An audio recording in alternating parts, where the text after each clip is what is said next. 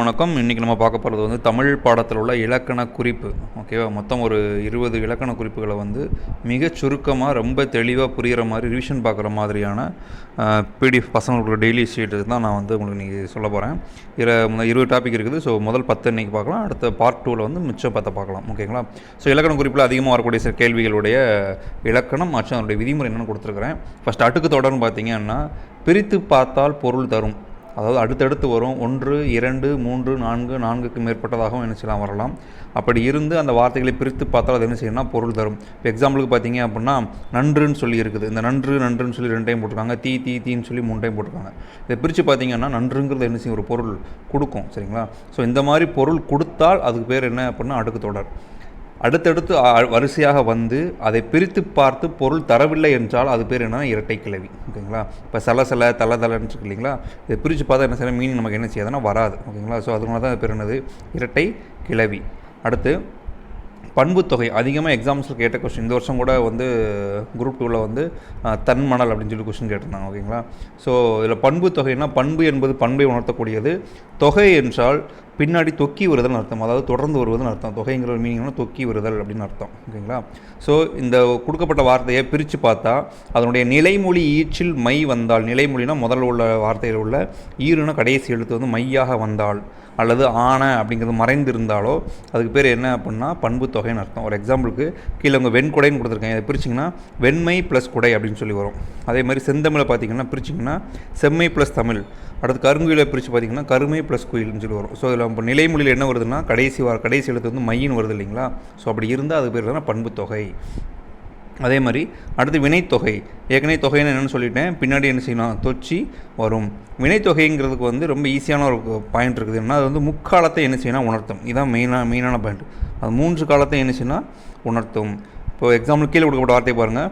சுடுசோறு. இதை பார்த்தீங்கன்னா சுடும் சோறு, சுட்ட சோறு, சுடுகின்ற சோறுன்னு சொல்லி 3 தான் பிரிக்கலாம். அதே மாதிரி ஊறுகாய். அது வந்து ஊறுகாயை பார்த்தீங்கன்னா ஊறிய காய், ஊறும் காய், ஊறுகின்ற காய் அப்படிங்கிற என்ன செய்யலாம் வரலாம். அதே மாதிரி வளர்மதி, பாடுநிலா, எரிதல் எல்லாமே என்னென்னா அதே மீனிங் தான். ஸோ முக்காலத்தையும் உணர்ச்சினா அது பேர் என்னதுன்னா வினைத்தொகை. அடுத்து வியங்கோல் வினைமுச்சு. கீ பாயிண்ட் என்ன அப்படின்னா க, இய, இயர், ஓம்பல். இதில் ஏதாவது ஒன்றில் முடிந்திருந்தாலே அது என்ன தான் அப்படின்னா அது வந்து வியங்கோல் வினைமுச்சு. இந்த வியங்கோல் வினைமுச்சுங்கிறது வந்து ஒரு என்ன சொல்கிறதுனா கிரேட்டாக கொடுக்குற மாதிரி ஒரு மிக மரியாதை நிமிச்சமாகவோ அல்லது வாழ்த்துவது சம்மந்தமாகவோ அல்லது நல்லா இருங்க, அதாவது மேக்ஸிமம் பாசிட்டிவாக சொல்கிற வேர்டு மாதிரி என்ன செய்யணும் இருக்கும். ஓகேங்களா? எக்ஸாம்பிள் கீழே பாருங்கள். வாழ்க, வாலியர், விருந்தோம்பல். ஸோ இதெல்லாம் என்னது அப்படின்னா வியங்கோல் வினைமுச்சு. அதுக்கப்புறம் ஒரு பொருள் பன்மொழி. இந்த ஒரு பொருள் பன்மொழி நிறைய பேருக்கு வந்து நிறைய டைம் படித்து இந்த மீனிங் குழப்பிடுறீங்க. தெளிவாக பார்த்துக்கோங்க. ஒரு பொருளை 2 சொற்களும் தரும். அதுக்கு பேர் தான் என்ன, ஒரு பொருள் பன்மொழி. ஓகேங்களா? ஒரு தனி, ஒருனாலே அது வந்து சிங்கிள் தான், தனினாலும் அதுவும் சிங்கிள் தான். ஓகேங்களா? நடு, மையம். நடுனாலே சென்று தான், மையம்னாலே என்ன தான், சென்று தான். ஸோ இந்த மாதிரி வந்து ஒரு பொருளை 2 சொற்களும் சேர்ந்து கொடுத்துச்சுன்னா அது பேர் என்னதுன்னா ஒரு பொருள் பன்மொழி. இதை சொல்லுவாங்க தெரியுமா, கேட் வாசலில் போய் வை. கேட்டுங்கிறது வாசலில் தான் இருக்கும், வாசலுங்கிறது வாசலில் தான் இருக்கும். ஸோ அந்த மாதிரி. ஓகேங்களா? அடுத்து இரு பெயரொட்டு பண்பு தொகை. பொது பெயரும் சிறப்பு பெயரும் சேர்ந்து வந்தால் அதுக்கு பேர் என்னதுன்னா இரு பெயரொட்டு பண்பு தொகை. அதாவது பொது பெயருங்கிறது இப்போ மரம் அப்படிங்கிறது ஒரு பொதுவான பெயர். பனை மரங்கிறது பனைங்கிற ஒரு மரத்தை மென்ஷன் பண்ணி சொல்லுது, அதான் பேர் சிறப்பு பெயர். நம்ம வந்து ஏற்கனவே இடுகுறி சிறப்பு பெயர், இடுகுறி காரண பொது பெயர் இந்த லிஸ்ட்டில் படிக்கும்போது படிச்சிருப்போம் நம்ம. மரம் என்றால் என்ன, அது வந்து ஒரு பொதுவான பெயர். பனை மரம் என்றால் பனை மரம். அதே மாதிரி மாமரம், அதே மாதிரி தென்னை மரம். இது எல்லாமே அதில் உள்ள ஒரு கிடைக்கக்கூடிய ஒரு அவுட்புட் பொருளை வச்சு என்ன செய்கிறோம்னா தெளிவாக சொல்கிறோம். அதனால் அதுக்கு பேர் என்ன, சிறப்பு பெயர்னு சொல்லுவாங்க. ஸோ பொது பெயரும் சிறப்பு பெயரும் சேர்ந்து வந்ததுனால அதுக்கு பேர் என்ன, இரு பெயரொட்டு பண்பு தொகை.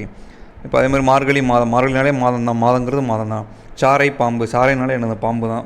அது பாம்பு தான் மென்ஷன் பண்ணும். ஓகேங்களா? அடுத்து அதே மாதிரி உவமை தொகை. உவமைனா என்ன அர்த்தம் அப்படின்னா பில்டப் பண்ணுறதுன்னு அர்த்தம். இப்போது நம்மலாம் ஒரு நேம் வைப்போம்ல, என் பேர் வந்து தீப்பொறி திருமுகம்.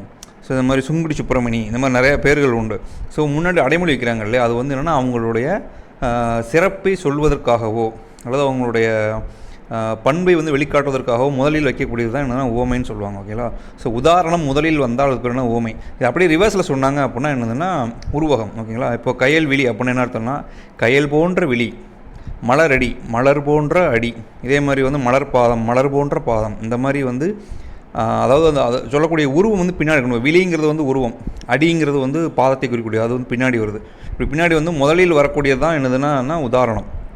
கையல் போன்ற விழின்னு இருக்கு இல்லையா? இப்போ அந்த விழி எப்படி இருக்குன்னா, கையல்னா மீன், மீன் போன்ற விழி இருக்கிறது அப்படின்னு சொல்கிறாங்க இல்லையா? ஸோ இந்த மாதிரி வந்துச்சுன்னா அது பேர் என்னன்னா உவமை தொகை. தொகைனா ஏற்கனவே சொல்லிட்டேன், துக்கி வருதல். அடுத்து உருவகம். உருவகம்னா சிம்பிள், உருவம் வந்து முதல்ல இருக்கும், அவ்வளோதான், சிம்பிளாக முடிச்சுக்கலாம். அடி மாலை, வாய் பவளம், ஓகேங்களா? பாத மலர், விழி கயல், அடி மலர், இந்த மாதிரி நினச்சிக்கலாம், வச்சுக்கலாம், ஓகேங்களா? அடுத்து உம்மை தொகை. உம்மை தொகைனா, தொகைன்னு ஏற்கனவே சொல்லிட்டு, தொகைன்னா தொக்கி வருவது, இடையில் ஒளிந்திருந்தால் அதுக்கு பேர் என்னதுன்னா உம்மை தொகை. இப்போ காய்கறி, பேனா பென்சில், காயும் கரியும், பேனாவும் பென்சிலும், இரவும் பகலும். இப்போ பெண்ணு கொடுத்துருப்பாங்க இரவு பகல் மட்டும் கொடுத்துருப்பாங்க, என்ன சொல்லலாம், இரவும் பகலும்.